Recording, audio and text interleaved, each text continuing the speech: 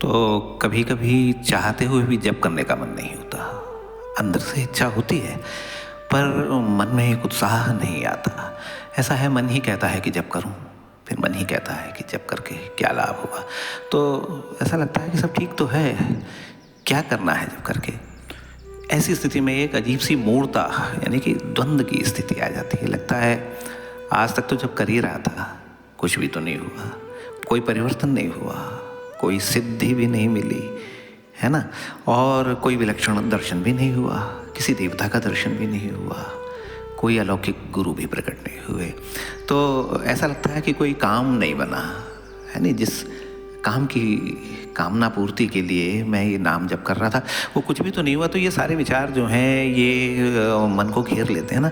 तो यही प्रभु की माया है, जहाँ वास्तव में ऐसा होता है कि जहाँ हम समझते हैं ना कि कुछ नहीं हुआ, वास्तव में वहीं कुछ हो जाता है, पर हम समझ नहीं पाते क्योंकि ये ईश्वर की विलक्षण माया संसार में कार्य करती है।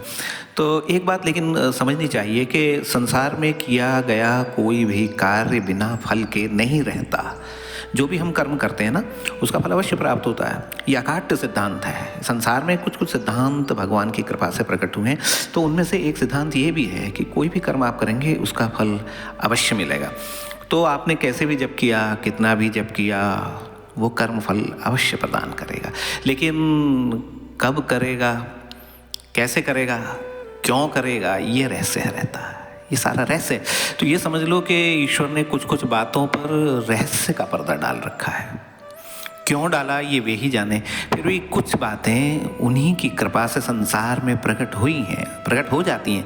उन्हीं को आधार बनाकर ज्ञानी लोग, जो सिद्ध लोग हैं या जो परमहंस हैं, वो संसार में जीवों का कल्याण करते हैं। इसीलिए कहा है कि फल की इच्छा नहीं रखनी चाहिए। गीता में भी भगवान ने कहा है ना, कर्मण्येवाधिकारस्ते मा फलेषु कदाचन।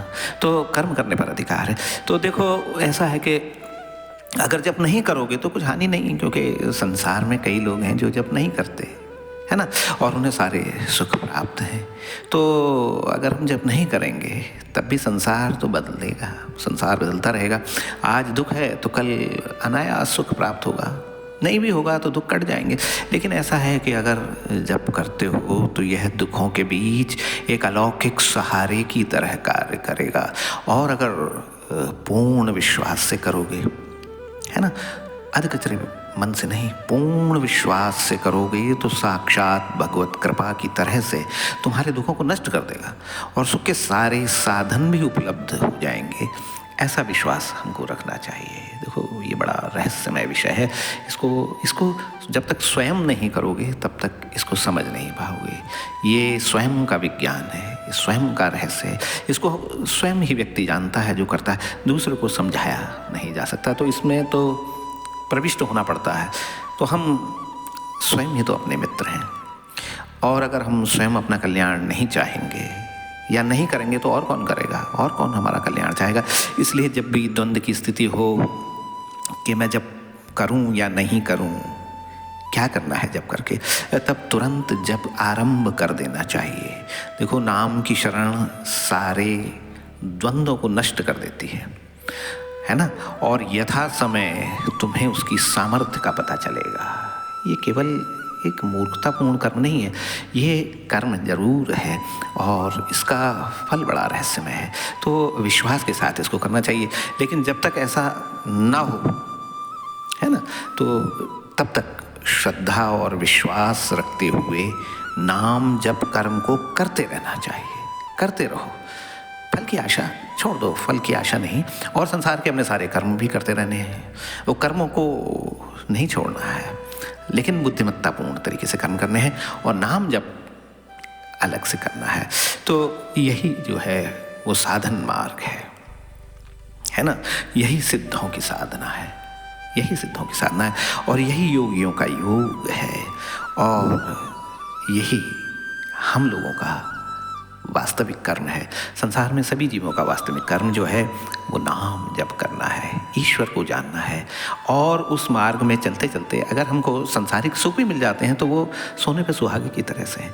इसीलिए नाम जप की शरण लेनी चाहिए, भगवान की कृपा पर पूर्ण विश्वास रखना चाहिए और उसके बाद जो हो उसको स्वीकार करना चाहिए।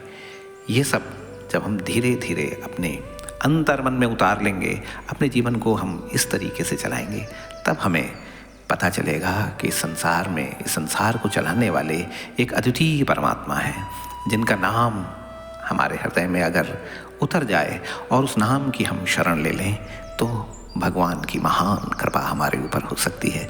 लेकिन ये सब हमको समय रहते ही करना है, समय के बाद फिर इसका कोई मूल्य नहीं है। इसीलिए इसी समय, इसी क्षण भगवान के नाम का स्मरण यथासंभव करते रहिए। शेष भगवान की कृपा है, सर्वत्र भगवान की कृपा है, ये मानते हुए नाम की शरण ले लेनी चाहिए। हरि ओम तत्सत। ओम नमः शिवाय।